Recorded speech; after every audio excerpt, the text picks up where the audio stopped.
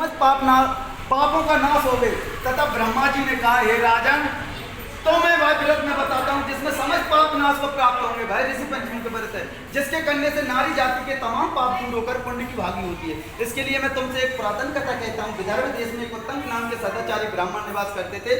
उनकी पतिव्रता नारी सुशीला से एक पुत्री एक पुत्र का जन्म हुआ। पुत्र सुबेशा ने वेदों का संगोपन अध्ययन किया। कन्या का समानांतर एक सामान्य कुल में ब्याह कर दिया, पर विधि के विधान से वह कन्या विधवा हो जाती है तो वह अपने सतीत्व की रक्षा को पिता के घर रहकर करने लगी। ब्राह्मण ने सपरिवार गंगा तट पर कुटी बनाकर ब्राह्मण बालकों को विद्या अध्ययन कराने लगे। एक दिवस कन्या माता पिता की सेवा करे शिलाखंड पर शयन कर गई। रात भर में उनके शरीर में कीड़े पड़ गए। तब सुबह कुछ शिष्यों ने अचानक इस दशा में पुत्री को देखा तो माता से सुशीला से आवेदन किया कि गुरु पुत्री के दुख को देखिए।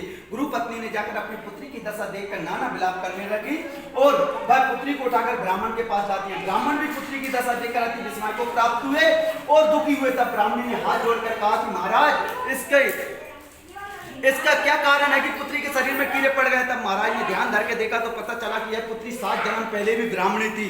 तो एक दिन राजस बना होती हुए भी तमाम बर्तन भोजन सामग्री छूली और ऋषि पंचमी व्रत को अनादर से देखा।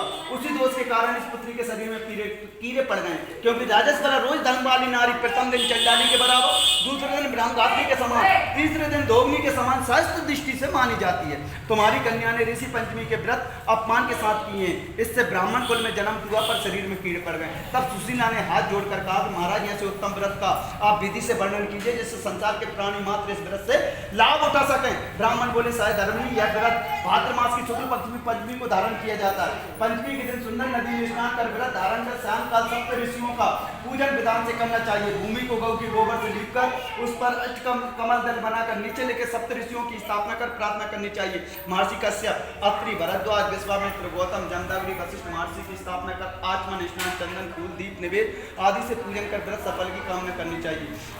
इस व्रत को करके उद्यापन विधि भी करना चाहिए। चतुर्थी के दिन एक बार भोजन करके पंचमी के दिन व्रत आरंभ करें। सुबह नदी या जलाशय में स्नान करके गोबर से लीप करके सर्वभद्र चक्र बनाकर उस पर कलश स्थापन करें।